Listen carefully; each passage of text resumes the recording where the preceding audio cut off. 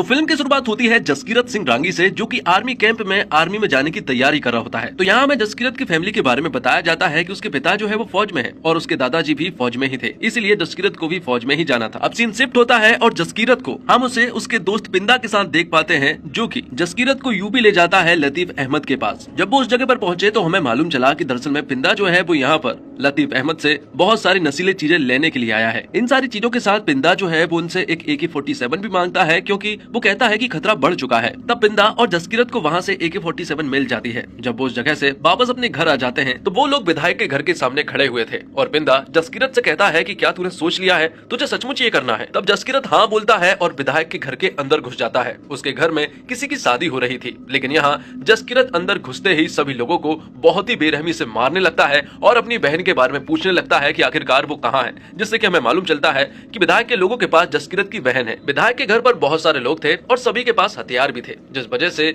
जसकीरत जो है वो उन सभी लोगों को मार देता है और आखिर में जसकीरत को उसकी बहन हरलीन के बारे में भी मालूम चल जाता है। जब जसकीरत ने हरलीन को देखा तो वो उसे देखकर रोने लगता है। दरअसल में बात कुछ ऐसी है कि जसकीरत की फैमिली में उसके पिता और उसकी बड़ी बहन को मार दिया गया है। अब सीन शिफ्ट होता है और जसकीरत को कोर्ट में पेश किया जाता है और यहाँ पर हमें सारी कहानी सुनने को मिलती है। दरअसल में ये सारा मामला जो है वो जमीन का मामला था। जसकीरत के पिता और विधायक के बीच में जमीन को लेकर झगड़ा हो जाता है और फिर विधायक के लोग जसकीरत के पिता को बहुत ही बेरहमी से मारते हैं और उन्हें उन्हीं के खेत में पेड़ से लटका देते हैं। रही बात जसकीरत की बहन की, तो उन दोनों के साथ बलात्कार किया जाता है और उनमें से एक बहन को जान से भी मार दिया जाता है। और जब ये सारी बातें जसकीरत को मालूम चली तो वो आर्मी कैंप से वापस लौटा और वहाँ से वापस आने के बाद अब उसने ठान लिया था कि वो विधायक के लोगों को नहीं छोड़ेगा, क्योंकि उसकी बहन उन्हीं के कब्जे में थी। इसी वजह से जसकीरत ने विधायक के 12 लोगों को जान से मार दिया था। लेकिन कानून ये कहता है कि जसकीरत ने जिस तरह से 12 लोगों को मारा है ये एक संगीन अपराध है, इसी वजह से उसे फांसी की सजा भी हो सकती है। अब जसकीरत अपनी फैमिली से एक आखिरी बार मिलता है, वो अपने दोस्त पिंदा से भी मिलता है। पिंदा और हरलीन जो है वो एक दूसरे से प्यार करते हैं, इसलिए जसकीरत चाहता है कि दोनों शादी कर लें। अब आगे हम देखते हैं कि जसकीरत को जब एक जेल से दूसरे जेल में ट्रांसफर किया जा रहा था कि तभी अचानक से उनकी बहन पर अटैक हो जाता है और कुछ लोग जसकीरत को अपने साथ लेकर जाते हैं। शुरुआत में तो ऐसा लगा था कि ये शायद विधायक के लोग होंगे, लेकिन ऐसा नहीं था। यह अटैक दरअसल में भारत के सुरक्षा सलाहकार अजय सान्याल ने कराया था। यहीं पर हम सुशांत बंसल को भी देख पाते हैं और उन्होंने मिलकर ही जसकीरत को यहाँ पर लाए हैं। जसकीरत जब अजय सान्याल को देखता है तो वो हैरान रह चुका था, क्योंकि वो अजय सान्याल को बहुत अच्छे से जानता है और अजय सान्याल को जसकीरत के बारे में सब कुछ मालूम है कि वो आर्मी में जाना चाहता है। अजय सान्याल सर कहते हैं कि मुझे पता है कि तुम्हें फांसी की सजा हुई है, लेकिन मैं तुम्हारी फांसी रुकवा सकता हूँ, लेकिन मैं फिर जो जिंदगी तुम्हें दूंगा वो फांसी से कम नहीं होगी, लेकिन तुम एक देशभक्त कहलाओगे। जसकीरत कहता है कि मैं ऐसा क्यों करूं, क्योंकि मेरी जिंदगी जो है वो पूरी तरह से तबाह हो चुकी है और मेरी फैमिली की जिंदगी भी, और मैं उस देश के लिए कुछ भी क्यों करूं जिस देश ने मुझे पूरी तरह से बर्बाद कर दिया है। अजय सर कहते हैं कि तुम्हारे साथ जो कुछ भी हुआ वो बहुत ही ज्यादा बुरा हुआ है। कुछ लोगों की वजह से हम देश को बुरा नहीं बोल सकते, और रही बात तुम्हारी तो तुम देश के अभी भी काम आ सकते हो। रही बात तुम्हारी फैमिली की, तो तुम्हारी फैमिली को हर महीने कंपनसेशन मिलेगा, जिसमें 36 साल तक उन्हें 30,000 रुपए महीना मिलेगा। अजय सर उससे कह देते हैं कि मैं अभी भी तुमसे एक बात कहना चाहता हूँ कि जो जिंदगी मैं तुम्हें देने वाला हूँ वो फांसी से कम नहीं होगी, इसलिए सोच समझ कर फैसला करना। लेकिन यहाँ पर जसकीरत ने अपना मन बना लिया था, वो अजय सर का साथ देने के लिए तैयार है। जिसके बाद जसकीरत को एक नई पहचान मिलती है और उसे अफगानिस्तान से पाकिस्तान भेजा जाता है। और अब कहानी जो है वो प्रेजेंट में आ जाती है, जहाँ हम देखते हैं कि रहमान डकैत की मौत के बाद से अब हर कोई लियारी पर हुकूमत करना चाहता है, जिनमें सबसे पहला नाम अरशद पप्पू का था, क्योंकि अरशद पप्पू सिर्फ और सिर्फ रहमान डकैत से ही डरता था। लेकिन अब उसके चले जाने के बाद अब वो यहाँ पर हुकूमत करना चाहता है। वो पूरी लियारी को बता देता है कि उनका अगला बादशाह जो है वो अरशद पप्पू है। दूसरी तरफ हम देखते हैं उजैर को, जो कि बहुत ही ज्यादा गुस्से में है, क्योंकि रहमान डकैत के चले जाने के बाद अब वो पूरी तरह से बौखलाया हुआ है। उसे मालूम है कि इन सारी चीजों के पीछे SP असलम का हाथ है और वो चाहता है कि किसी भी हालत में SP असलम को वो मार डाले। लेकिन यहाँ पर हमजा उसे बताता है कि ये काम SP असलम का नहीं है, ये काम SP असलम ने जरूर किया है, लेकिन इन सब के पीछे अरशद पप्पू का हाथ है। अगर तुझे अपना गुस्सा निकालना ही है तो अरशद पप्पू के ऊपर निकाल, क्योंकि लियारी का अगला बादशाह वही बनने वाला है। तो अब आगे हम देखते हैं कि हमजा और उजैर की पूरी गैंग मिलकर अरशद पप्पू के ऊपर अटैक कर देती है। अरशद पप्पू के हर एक ठिकानों को पूरी तरह से खत्म कर दिया जाता है, उसकी दुकानों को जला दिया जाता है और उसके जितने भी लोग थे उन सभी को हमजा और उजैर के लोगों ने मार डाला था। और रही बात अरशद पप्पू की, तो अरशद पप्पू को उजैर ने सभी लोगों के सामने बहुत ही बुरी तरह से मारा था, उसकी गर्दन को निकाल दिया था और सभी को बताया कि उनका अगला बादशाह जो है वो उजैर है। लेकिन जिस तरह से उजैर यहाँ अरशद पप्पू की सर से फुटबॉल खेल रहा था, यहाँ पर हमजा ने उसकी वीडियो बना ली थी और उस वीडियो को हमजा ने सारे मंत्रियों के पास भेज दी है, जिस वजह से उनके ऊपर प्रेशर है कि वो उजैर को गिरफ्तार करे या तो फिर उसे मार डाले, क्योंकि अगर ऐसा ही चलता रहा तो उनके हाथों से सरकार छिन सकती है। यहीं पर हम एसपी असलम को भी देख पाते हैं। वो कहता है कि मीडिया का पूरा फोकस जो है वो अभी इसी मुद्दे पर है और हमें मुद्दे को भटकाना होगा। मीडिया को अगर हमने भटका दिया तो फिर हम आगे सारी चाल को खेल सकते हैं। वो कहता है कि हम कॉलेज के 4-5 बलोच को पकड़ेंगे और उन्हें जान से मारेंगे। जब मीडिया का ध्यान उन पर जाएगा फिर हम उजैर पर कार्रवाई करेंगे। वो चाहते हैं कि उजैर के खिलाफ एक वारंट निकले और उसे जेल हो जाए और फिर जेल में ही वो लोग उजैर को मरवा दें। लेकिन अरशद पप्पू को मारने के बाद भी उजैर जो है अभी भी शांत नहीं हुआ है। उसे तो अभी भी एसपी असलम का सर चाहिए है। वो उसे किसी भी हालत में मारना चाहता है। लेकिन यहाँ पर हमजा उसे समझाता है कि तेरे खिलाफ वारंट निकला है और तुझे पकड़ने के लिए कोई छोटे मोटे पुलिस ऑफिसर्स नहीं आएंगे बल्कि रेंजर्स आएंगे। तुझे घसीट कर यहाँ से लेकर जाएंगे या तो वो तुझे यहीं पर मार देंगे। इसलिए तुझे यहाँ से निकलना होगा क्योंकि जान रहेगी तो हम बदला फिर ले सकेंगे। लेकिन यहाँ में मालूम चलता है कि हमजा और जमील भी आपस में मिले हुए हैं और वो उसे गिरफ्तार करवाना भी चाहते हैं। तो उजैर जो है वो दुबई जाने के लिए मान जाता है। दूसरी तरफ हम देखते हैं एसपी असलम को जो कि कॉलेज के 4-5 बलोच को पकड़ता है और उन्हें बहुत ही बेरहमी से मारता है। आगे हम देखते हैं कि उजैर जो है वो कराची से सही सलामत दुबई तो पहुंच चुका था, लेकिन दुबई लैंड होते ही वहां उसे अरेस्ट कर लिया जाता है दुबई पुलिस के द्वारा। तो उजैर के अरेस्ट हो जाने के बाद अब लियारी में ऐसा कोई भी इंसान नहीं बचा था जो कि वहां का बादशाह बन सके, लेकिन एक इंसान है और वो है हमजा। हमजा जमील से कहता है कि जिस पार्टी के आप हो ना, पीएपी पार्टी, अब वो डूबने वाली है और अब हम एमएमपी को सपोर्ट करेंगे। इसका मतलब है मुस्लिम मूवमेंट पार्टी को। और सिर्फ मैं सपोर्ट नहीं करूंगा बल्कि आप भी करेंगे, क्योंकि अगर आपको पावर में रहना है तो आपको एमएमपी को सपोर्ट करना ही पड़ेगा। जमील उनकी बात मान लेता है और एमएमपी को सपोर्ट करने लगता है, क्योंकि पाकिस्तान पर वही इंसान राज कर सकता है जिसका कराची पर कब्जा हो और पूरे कराची को लियारी ही चलाता है। तो इलेक्शन नजदीक थे और एमएमपी पार्टी बहुत मजबूत पार्टी बन चुकी थी, जिस वजह से ये इलेक्शन जो है वो एमएमपी पार्टी जीतती है और इसका क्रेडिट जो है वो हमजा और जमील को मिलता है, जिस वजह से अब वो और भी ज्यादा पावरफुल बन चुके थे। बादशाह बनने के बाद हमजा जो है वो श्रीनी बलोच के पास जाता है और वहाँ श्रीनी बलोच जो है वो यहाँ हमजा को शेर बलोच का खिताब देता है, जो खिताब पहले रहमान डकैत को मिला था। अब कहानी फास्ट फॉरवर्ड में आगे बढ़ती है, जहाँ पर की हमजा जो है वो पूरे लियारी पर कब्जा कर चुका है। यलीना भी बहुत खुश है और अब हमजा और यलीना का एक बेटा भी है। उन्होंने एक नया घर भी ले लिया है जो कि बहुत बड़ा घर है। जिसके बाद हम देखते हैं मेजर इकबाल को। मेजर इकबाल जब अपने घर पहुंचे तो उसके पिता ब्रिगेडियर जो है वो उसे बहुत चिल्लाते हैं, वो उसे बहुत गालियां देते हैं, क्योंकि उनके हिसाब से मेजर इकबाल जो है वो कोई भी काम का नहीं है।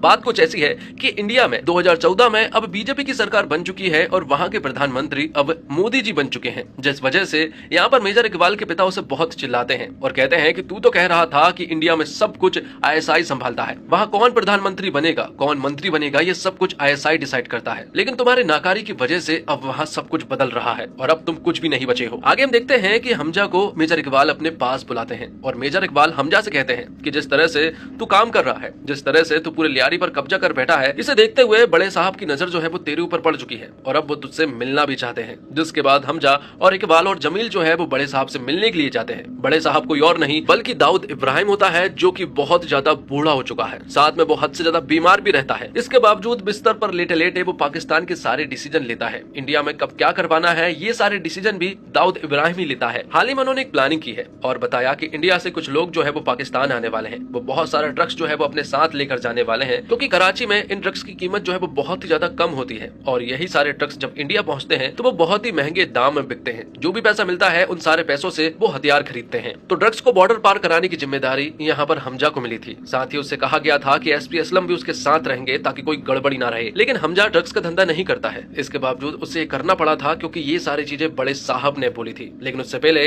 इंडिया से जो लोग आ रहे हैं यहाँ हमजा को उन्हें लेने के लिए जाना पड़ता है। जब वो एयरपोर्ट पर पहुंचा तो वहाँ वो उस आदमी को देखकर पूरी तरह से हैरान रह चुका था, जो कि इंडिया से आया था। इंडिया से तो वैसे 3 लोग आए हुए थे, लेकिन उनमें से एक बंदा जो है वो हमजा का बचपन का दोस्त पिंदा होता है। हमजा पिंदा को देखकर पूरी तरह से हैरान रह चुका था, क्योंकि अगर पिंदा ने उसे पहचान लिया तो सब कुछ बर्बाद हो सकता है। हमजा डर डर कर उससे मिलता है, लेकिन पिंदा ने उसे नहीं पहचाना था। हमजा के दिमाग में बहुत सारी बातें चल रही थी कि अगर मैंने पिंदा को पहचान लिया तो इसने मुझे कैसे नहीं पहचाना। इसके बावजूद वो उसके साथ रहा और फिर वो ड्रग्स की डील करने के लिए जाते हैं। इकबाल इन सभी लोगों को जहूर मिस्त्री के पास ले जाते हैं और ये वही बंदा है जिसने कांधार हाईजैक में उस प्लेन को हाईजैक किया था और ये वही बंदा है जो कि कह रहा था कि हिंदू बहुत ही डरपोक किस्म की कौम होती है, अगर हमारा कुछ उखाड़ सको तो हम पड़ोस में ही रहते हैं, आ जाना और उखाड़ लेना। यहाँ में मालूम चलता है कि जहूर मिस्त्री ही ड्रग्स के सारे धंधे को संभालता है और बहुत सारी मात्रा में इंडिया भेजता है। हमजा यहाँ जहूर मिस्त्री को बहुत ही गौर से देख रहा होता है। जब डील फाइनल हो जाती है तो हमजा पिंदा और उसके दोनों साथियों को अपने घर ले आता है, क्योंकि वहाँ पर एक छोटी सी पार्टी हो रही थी। पार्टी में एसपी असलम भी मौजूद थे और सभी लोग बहुत खुश थे और साथ ही ड्रग्स को बॉर्डर कैसे पार कराना है ये सारी बातें भी हो रही थी। तब हम देखते हैं कि पिंदा जो है वो बहुत ज्यादा नशे में था और हमजा उसे वॉशरूम तक लेकर जाता है। लेकिन जब वो लोग वॉशरूम गए तो पिंदा ने यहाँ पर हमजा को पहचान लिया था वो कहता है कि कितने सालों से यहाँ पर है, घर की याद नहीं आती तुझे जस्सी? इतना सुनते ही हमजा हैरान रह चुका था और अब वो अपनी माँ के बारे में पूछता है और घर वालों के बारे में। यहाँ पर पिंदा बताता है कि माँ बिल्कुल ठीक है, मैंने तेरी बहन से शादी कर ली है और मेरे 2 बच्चे भी हैं। हमजा यहाँ पिंदा से कहता है कि तू आतंकवादी बन चुका है, तू तो ऐसा बिल्कुल भी नहीं था। लेकिन पिंदा यहाँ हमजा से कहता है कि पाकिस्तान में तू खुद रह रहा है और मुझसे आतंकवादी कह रहा है। हमजा यहाँ पिंदा से कहता है कि तुझे इस डील को कैंसिल करना पड़ेगा, अगर तूने इस डील को कैंसिल नहीं की तो ये सारा माल इंडिया चला जाएगा और वहाँ बहुत ही बुरा हाल हो जाएगा। लेकिन पिंदा उसकी बात नहीं मानता है। यहाँ उनके बीच में झगड़ा होता है। पिंदा यहाँ बहुत ज्यादा नशे में था जिस वजह से वो हमजा के ऊपर अटैक कर देता है, लेकिन उनकी इस हाथापाई में पिंदा जो है वो मारा जाता है और हमजा ने उसे मारने की बिल्कुल कोशिश नहीं की थी, बल्कि वो तो एक हादसे के रूप में मारा गया। लेकिन जब वो मारा गया ना तो हमजा की सुट्टी पुट्टी गोल हो जाती है, क्योंकि उसे समझ नहीं आ रहा था कि अब वो बाहर कैसे जाए। तभी यहाँ पर उमर आ जाता है जो कि इंडिया का ही एक एजेंट है और उमर यहाँ पर हमजा से कहता है कि तेरा जिंदा रहना बहुत ज्यादा जरूरी है, मुझे जितना काम यहाँ पर करना था मैं कर चुका हूँ, लेकिन अगर तू मारा गया तो ये मिशन यहीं पर अधूरा रह जाएगा। उमर यहाँ हमजा से कहता है कि बस मुझे भूलना मत, बरेली का ये छोटा सा पॉकेट मार आज देश के काम आने वाला है। तब हमजा वहां से बाहर आ जाता है और उमर जो है वो पिंदा को 2 गोली मारता है, जिससे कि सभी को ऐसा लगा कि उमर ने ही पिंदा को मारा है, जिससे कि अब सभी को ये बात मालूम चल चुकी थी कि उमर जो है वो इंडिया का एक एजेंट है। आलम यहाँ पर उमर से पूछताछ कर रहा था कि तभी यहाँ पर हमजा आ जाता है और हमजा आते ही उमर को गोली मारकर उसकी हत्या कर देता है। आलम यहाँ हमजा से कहता है कि तुम्हें ये नहीं करना चाहिए था, आखिरकार तुमने ऐसा क्यों किया? तो यहाँ पर हमजा जो है वो चिल्लाकर कहता है कि मेरे घर में मेरे ही मेहमान को मारने की सिर्फ एक ही सजा है, मौत। तो जो भी हमजा ने हाल ही में किया है उसे देखते हुए आलम को हमजा पर शक हो जाता है और अब आलम इन सारी बातों को एसपी के सामने रखता है और वो एसपी से कहता है कि शुरुआत से ही मुझे हमजा के ऊपर शक हो रहा था, लेकिन ना जाने क्यों ये शक जो है वो अब बढ़ता ही जा रहा है। उसे ऐसा लगता है कि हमजा जो है वो एक हिंदुस्तानी एजेंट है। तब एसपी कहता है कि अगर तुझे उसके ऊपर शक हो रहा है तो इस डाउट को क्लियर कर लेनी चाहिए। एक बार डाउट क्लियर हो जाए तो रात को नींद भी अच्छी आती है और पाचन भी ठीक रहता है। जब एसपी और आलम ये सारी बातें कर ही रहे होते हैं कि तब ये सारी बातें जो है वो यलीना सुन लेती है और अब उसे भी ऐसा लगने लगता है कि कहीं ना कहीं हमजा शायद सचमुच ही एक हिंदुस्तानी एजेंट है, इसलिए वो घर में ही छानबीन करने लगती है और उसे वो डायरी मिल जाती है जिसमें हमजा जो है वो सभी लोगों के नाम लिखकर उन्हें मारकर उनके नाम को कट कर देता है। यलीना को अब ये बात मालूम चल चुकी है कि हमजा जो है वो एक हिंदुस्तानी एजेंट है। जब हमजा यलीना के सामने आया तो यलीना ने हमजा के ऊपर गन तान दी और उससे कहा कि जब तक बात व्यापार और पॉलिटिक्स की थी तब तक तो वो चुप रही, लेकिन अब बात मेरे मुल्क की है और अब वो चुप नहीं रहेगी। हमजा कहता है कि तुम्हें अगर मुझे मारना है तो तुम मार दो, लेकिन उससे पहले मेरी एक बात सुनो। यहाँ पर हमजा वो डायरी दिखाते उससे कहता है कि इसमें जितने भी नाम लिखे हुए हैं वो सारे के सारे टेररिस्ट हैं। ये जितने भी लोग हैं इन लोगों ने हिंदुस्तान में तबाही मचाई है, इनमें से एक भी इंसान निर्दोष नहीं है। हमारी लड़ाई जो है वो पाकिस्तान से नहीं है बल्कि उन लोगों से है जो कि आतंक फैलाना चाहते हैं। ये लोग जितना हमारे देश के लिए खतरा है उससे कहीं ज्यादा तुम्हारे देश के लिए खतरा है, क्योंकि ये देश के लिए कुछ नहीं करते बल्कि हमारे देश में और तुम्हारे देश में सिर्फ आतंक फैलाते हैं। ये सारी बातें सुनने के बाद यलीना भी उसकी बात मान लेती है और वो कहती है कि इन सब चीजों में मेरे बेटे को कुछ नहीं होना चाहिए। साथ ही यलीना ने यहाँ पर हमजा को ये भी बता दिया था कि एसपी चौधरी को तुम्हारे ऊपर शक हो गया है, जिस वजह से तुम्हें तैयार रहना चाहिए। तो वही एसपी असलम को उजैर के बारे में मालूम चलता है कि उसे दुबई से पाकिस्तान की जेल में शिफ्ट किया जा रहा है, लेकिन यहाँ पर एसपी असलम ने उजैर को मारने की सारी प्लानिंग कर ली है। लेकिन अब उन्हें हमजा के बारे में भी मालूम चल चुका है, इसलिए वो चाहते हैं कि अब वो हमजा को भी खत्म करें। हमजा यहाँ एसपी असलम के पास कॉल करता है और उन्हें बताता है कि जिस रूट से आप उजैर के ऊपर अटैक करने वाले हैं उस रूट से आप मत जाइए, बल्कि आप दूसरे रूट से जाइए। असलम को ये बात मालूम चल चुकी है कि हमजा जो है वो श्रीनी बलोच से मिलने के लिए गया था। जिस तरह से एसपी असलम हमजा की फील्डिंग सेट कर रहा है उसी तरह से हमजा भी एसपी असलम की फील्डिंग सेट कर रहा है, क्योंकि जब हमजा श्रीनी बलोच के पास गया था तो उसने उन्हें सब कुछ बता दिया कि जिन कॉलेज के बलोचों को मारा गया था उन लोगों को दरअसल में एसपी असलम ने ही मारा था। एसपी असलम को बहुत अच्छे से मालूम है कि जो रूट हमजा ने बताया है अगर उस रूट से मैं गया तो हमजा जो है वो मुझे मरवा देगा। तब एसपी असलम उजैर के पास उमर को भेजता है और यहाँ एसपी असलम खुद जो है वो हमजा के पास जाता है उसे मारने के लिए। यहाँ हम देखते हैं कि हमजा के पास जमील भी बैठा हुआ था और ये सारी बातें सुन रहा था। यहाँ हमजा और एसपी असलम के बीच में फोन पर बहुत सारी बातें हो रही थी। एसपी असलम कहता है कि जो चाल तू खेल रहा है ना उसमें तू कामयाब नहीं हो पाएगा। एसपी असलम को यहाँ पर लग रहा था कि खतरा जो है वो उमर के ऊपर है, जबकि ऐसा नहीं है, क्योंकि असली खतरा तो एसपी असलम के ऊपर है और एसपी असलम को ही ये सारा प्लान किया गया था, ना कि उजैर को मारने का। अचानक से एक कार जो है वो एसपी असलम की कार से टकराती है और यहाँ पर एक बहुत बड़ा ब्लास्ट होता है और इस ब्लास्ट में एसपी असलम जो है वो मारा जाता है। और एसपी असलम की कहानी यहीं पर समाप्त होती है। आगे हम देखते हैं कि उमर ने उजैर को मार तो नहीं पाया, लेकिन उजैर को जेल हो जाती है और उसे आजीवन कारावास की सजा मिली थी। यहाँ पर उजैर से मिलने के लिए हमजा जाता है और कहता है कि तुझे किसी भी चीज की जरूरत पड़े तो मुझे बताना। अब धीरे धीरे करके हमजा के सारे रास्ते जो है वो क्लियर होते जा रहे थे। एसपी असलम की मौत के बाद से गवर्नमेंट गुस्से में तो है, लेकिन उन्हें ये बात नहीं पता है कि एसपी असलम को मारा किसने है। जिसके बाद हम देखते हैं कि हमजा जो है वो दुबई जाने के लिए रेडी हो जाता है। जब वो दुबई पहुंचा तो वहाँ उसकी मुलाकात होती है अजय सान्याल और सुशांत बंसल से। हमजा यहाँ उन्हें सारी ब्रीफिंग दे देता है। वो कहता है कि 500 और 1000 के नोटों को बनाने वाली मशीन जो है वो पाकिस्तान में है और 11,000 करोड़ रुपए जो है वो नेपाल के रास्ते से इंडिया पहुंच चुका है। इसके बारे में अजय सान्याल को नहीं पता था, लेकिन हाल ही में सुशांत बंसल ने उन्हें बताया कि सारा पैसा जो है वो उत्तर प्रदेश पहुंच चुका है। हमजा कहता है कि इन पैसों के द्वारा वो किसी भी सही इंसान को उत्तर प्रदेश की गद्दी पर तो नहीं बैठने देंगे। हमजा कहता है कि 11,000 करोड़ की तो सिर्फ शुरुआत थी, अभी 60,000 करोड़ और बाकी है जो कि इसी रास्ते से इंडिया में पहुंचेगा। अजय सान्याल कहते हैं कि तुम अपना काम बहुत अच्छे से कर रहे हो, अब हम तुम्हें फ्री हैंड देना चाहते हैं। तुम्हें पाकिस्तान में जो कुछ भी करना है तुम वो करो, जितना लोगों को मारना है तुम उतने लोगों को मारो। जिसके बाद हमजा जो है वो वापस पाकिस्तान आ जाता है और लियारी पर फिर से राज करने लगता है। यहाँ पर वो अपना काम स्टार्ट कर देता है और तभी एक न्यूज सामने आती है और पता चलता है कि इंडिया में 8 नवंबर 2016 से 1000 और 500 के नोट जो है वो बंद कर दिए गए हैं। और ये न्यूज जब पाकिस्तान को पता चली तो वो तिलमिला उठता है, क्योंकि पाकिस्तान हिंदुस्तान में आतंक फैलाने की फंडिंग देता है और अब ये फंडिंग रुक जाएगी और जो उनके पास मशीन है अब वो मशीन भी कोई भी काम की नहीं रहेगी। ये पैसे की मशीन जो है वो खनानी ब्रदर्स की है और उसके पास 60,000 करोड़ रुपए का अभी भी स्टॉक बाकी है और अब वो इसे कैसे ठिकाने लगाएगा,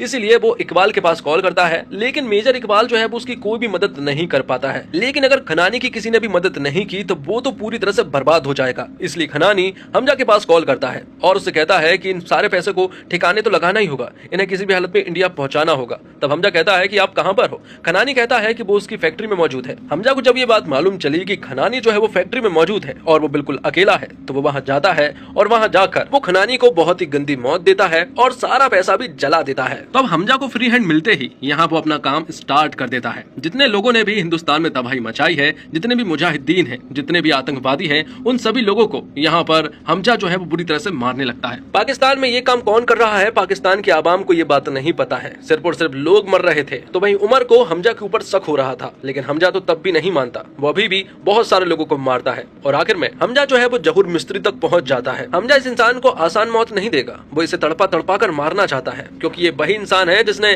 कांधार हाईजैक में अजय सान्याल से कहा था कि हिंदू बहुत ही डरपोक कौम है और अगर हमारा कुछ उखाड़ सको तो हम पड़ोस में ही रहते हैं। जबकि अजय सान्याल ने सारे लोगों से कहा था कि उन्हें कुछ भी नहीं होगा, इंडियन सरकार उन्हें आसानी से यहाँ से निकाल लेगी। अजय सान्याल ने यहाँ पर भारत माता की जय करने को कहा था, लेकिन किसी के मुंह से डर के कारण आवाज भी नहीं निकली थी। लेकिन आज अब हमजा जो है वो उसे बहुत ही बुरी तरह से मार रहा था और फिर हमजा वीडियो कॉल पर अजय सान्याल को लाइन पर लेता है और उनके सामने ही हमजा उसे बुरी तरह से मारने लगता है। अब यहाँ पर अजय सान्याल जहूर मिस्त्री से कहता है कि उस दिन मेरी एक बात अधूरी रह गई थी। तब यहाँ पर जहूर मिस्त्री उस लाइन को पूरा करता है और वो भारत माता की जय बोलता है। तब यहाँ जहूर मिस्त्री को जान से मार दिया जाता है। आगे हम देखते हैं कि मेजर इकबाल जो है वो हमजा के पास कॉल करता है और उससे कहता है कि बड़े साहब ने हमें याद किया है और आज ही हम उनसे मिलने के लिए जा रहे हैं। हमजा को समझ नहीं आया कि आखिरकार बड़े साहब उससे मिलना क्यों चाहते हैं और अगर अब वो उससे मिलना ही चाहते हैं तो हमजा ने भी एक आखिरी प्लानिंग कर ली थी, जहाँ वो दाऊद इब्राहिम को मारना चाहता था। दरअसल में DRDO ने एक ऐसा पॉइजन बनाया है जो कि खाल के द्वारा किसी के ऊपर भी चढ़ जाता है और उसे आसानी से साइलेंटली रूप से मार देता है। इस पॉइजन को साइलेंट किलर भी कहा जाता है। तो जब हमजा और इकबाल बड़े साहब से मिले तो बड़े साहब ने अपनी प्लानिंग उन्हें बताई। बड़े साहब कहते हैं कि हमारे हाथ से सब कुछ निकलता जा रहा है, इसलिए अब कुछ बड़ा करने की बारी है। वो कहते हैं कि लश्कर तैयबा से मुझे 40 से 50 लोग ऐसे चाहिए जो कि हिंदुस्तान में तबाही मचा सकते हैं, क्योंकि जब 4 से 5 लोग इतनी तबाही मचा सकते हैं तो सोचो 40 से 50 लोग कितनी तबाही मचाएंगे। और इन सभी लोगों को हथियार देने का काम जो है वो हमजा को मिला था। यहाँ पर हमजा हाथ मिलाकर बड़े साहब को मारना चाहता था, लेकिन वो इस काम में नाकाम रहा। जिसके बाद हमजा जो है वो यलीना से मिलता है। यलीना से वो कहता है कि कल मैं बहुत बड़ा करने वाला हूँ, शायद कल के बाद से हम कभी ना मिल पाए, इसलिए हमजा उससे कहता है कि तुम्हें देश छोड़ना होगा। और यहाँ पर हमजा ने उसकी टिकट्स भी कर दी थी। तो भाई मेजर इकबाल जो है वो लश्कर तैयबा के लोगों से मिलता है, उन लोगों से बात करता है और उन्हें सारा मिशन समझा देता है कि उन्हें इंडिया में जाकर क्या क्या करना है। और वो यहाँ पर 40 से 50 लोगों को सिलेक्ट करता है और उनसे कहता है कि पूरे हिंदुस्तान को इस बार हमें भूंज कर रखना है। जब हमजा घर से निकला कि तभी हमजा के घर पर उमर आ जाता है और उमर यलीना के बेटे के माथे पर गन रखकर पूछता है कि क्या हमजा जो है वो हिंदुस्तानी एजेंट है, जिस पर कि यलीना कुछ नहीं कह पाई। लेकिन उमर समझ गया था, जिस वजह से उमर जो है वो ये सारी बातें अब इकबाल को बताना चाहता है। इकबाल को ये बात मालूम चल जाती है कि हमजा जो है वो एक हिंदुस्तानी एजेंट है और मेजर इकबाल के पिता जो कि मेजर इकबाल को गालियां दिया करते थे वो हाल ही में यही काम कर रहे थे। तब मेजर इकबाल उन्हें बहुत ही गंदी मौत मारता है और कहता है कि तेरे किस्से तो अम्मी मुझे बहुत पहले बता चुकी थी, तू एक नंबर का भगोड़ा है। अगले दिन हम देखते हैं कि हमजा जो है वो सारे हथियार लेकर मेजर इकबाल के पास पहुंचता है, क्योंकि ये सारे लश्कर ताइबा को ये सारे हथियार देने थे। लेकिन अब मेजर इकबाल को बहुत अच्छे से पता है कि हमजा जो है वो एक हिंदुस्तानी एजेंट है, इसी वजह से उसने सारी प्लानिंग भी कर रखी है कि हमजा को मारना कैसे है। हमजा जब यहाँ पर आया तो मेजर इकबाल ने उन्हें बहुत सारे नकली नोट दिए। ये बात रिजवान को मालूम चल चुकी है, लेकिन रिजवान अंदर नहीं आ पाया, जबकि रिजवान भी एक हिंदुस्तानी एजेंट है और हमजा के साथ मिलकर उसने बहुत सारे काम किए हैं। लेकिन अब मेजर इकबाल जो है वो हमजा के ऊपर अटैक कर देता है, उसे वो बहुत ही बेरहमी से मारने लगता है। यहाँ हमजा कुछ नहीं कर पा रहा था, बल्कि वो बार बार घड़ी की तरफ देख रहा था, क्योंकि हमजा ने भी कुछ प्लानिंग कर रखी है। दरअसल में बात कुछ ऐसी है कि यहाँ आने से पहले हमजा जो है वो श्रीनी बलोच के पास गया था और उसने उनसे कहा कि अगर मैं तुम्हारे सारे दुश्मन को एक ही छत के नीचे लेकर आ जाऊं तो तुम क्या करोगे। श्रीनी बलोच कहता है कि अगर ऐसा हो जाए तो वो तो तबाही मचा देंगे, तो फिर तबाही मचाने के लिए रेडी रहो, क्योंकि मैं तुम्हें वो मौका देने जा रहा हूँ। तो यहाँ इकबाल हमजा को मार तो रहा था, तभी हमजा कहता है कि अगर तुम्हारे पटाखे खत्म हो गए हो तो मैं धमाके शुरू करूँ। और तभी यहाँ पर एक ऐसा धमाका होता है जिसमें उनकी सारी की सारी बिल्डिंग जो है वो तबाह हो जाती है। यहाँ पर एक बहुत बड़ा धमाका हुआ था, क्योंकि जो सारे हथियार हमजा लेकर आया था उन सब में टाइम बॉम्ब लगे हुए थे। लेकिन इकबाल के अभी भी बहुत सारे लोग थे जो कि बचे हुए थे। लेकिन यहाँ पर हमजा जो है वो इकबाल और उसके साथियों से लड़ रहा था। उनके बीच में जबरदस्त फाइट होती है, दोनों ही एक दूसरे के ऊपर हावी हो रहे थे कि तभी यहाँ से इकबाल जो है वो भाग निकलता है। तो वही हमजा भी इकबाल की सारी टुकड़ियों से लड़ाई करने लगता है, जहाँ बलूच आर्मी जो है वो उसका साथ दे रही थी। अब हमजा को मालूम चल जाता है कि इकबाल किस तरफ भागा है। तब यहाँ पर हमजा जो है वो इकबाल का पीछा करने लगता है। उन दोनों के बीच में बहुत सारे चेस सीन होते हैं, दोनों के बीच में बहुत सारी फाइट होती है, लेकिन आखिरकार दोनों एक दूसरे के सामने आ ही गए थे, जहां पर कि इकबाल ने हमजा को बहुत ही बुरी तरह से पीटा था, लेकिन हमजा के अंदर बहुत सारी सहनशीलता है। फिर आखिर में हमजा जो है वो मेजर इकबाल को बहुत ही गंदी मौत मारता है, उसके दोनों पैरों को काट देता है और उसे फ्यूल के टैंकर में पटक कर उसमें आग लगा देता है। सबको खत्म करने के बाद यहाँ हमजा जो है वो यलीना के पास कॉल करता है और वो कहता है कि मैं तुमसे एक आखिरी बार मेरा नाम सुनना चाहता था, और उसे अपना असली नाम भी बताना चाहता था। वो अपना असली नाम जसकीरत उसे बताता है और आखिर में पाकिस्तानी आर्मी हमजा को पकड़ लेती है और वो उसे बहुत बुरी तरह से मारने लगते हैं। लेकिन फिर भी हमजा उनसे कुछ भी नहीं बोल रहा था। लेकिन जब ये बात अजय सान्याल को मालूम चली तो वो ISI के हेड हसन के पास कॉल करता है और उससे कहता है कि अगर अभी के अभी तुम लोगों ने उस बंदे को नहीं छोड़ा तो वो पूरे पाकिस्तान को उड़ा देंगे। लेकिन हसन कहता है कि अब तो तुम्हारी बारी है बदनाम होने की। तब अजय सान्याल कहते हैं कि एक फोटो और एक वीडियो भेजी है, उसे देखना जरा। उस वीडियो को देखने के बाद पता चलता है कि हसन जो है वो पाकिस्तान की डील कर रहा था इजराइल से, वो भी बहुत सारी मिसाइल की, और पाकिस्तान को इसकी भनक तक नहीं थी। लेकिन अब ये वीडियो जो है वो हसन तक पहुंच चुकी है और तो और इजराइल के लोगों ने ये वीडियो जो है वो हिंदुस्तान को दे दी थी। अजय सान्याल हसन से कहता है कि तू कोई डील अगर इजराइल के साथ करता है और इजराइल हमें ना बताए, ऐसा हो ही नहीं सकता। अब अच्छा यही होगा कि उस बंदे को सही सलामत छोड़, हम यहाँ से प्राइवेट जेट भेज रहे हैं। अगर कुछ भी गलती की तो पाकिस्तान आवाम खुद तुझे कुत्ते की मौत मारेगी। तब हसन अजय सान्याल सर की बताई हुई जगह पर हमजा को छोड़कर आता है और फिर वहां से लेने के लिए जमील आता है। और यहाँ हमें एक बहुत बड़ी बात मालूम चलती है कि जमील जो है ना वो 45 साल से पाकिस्तान में एजेंट बना घूम रहा है। मालूम चलता है कि वो एक हिंदुस्तानी एजेंट है और 45 साल पहले उसे चुनावी सियासत में भेजा गया था। अब जाते जाते हमजा जमील से कहता है कि सिर्फ एक चीज का अफसोस रहेगा और वो ये कि वो दाऊद को नहीं मार पाया।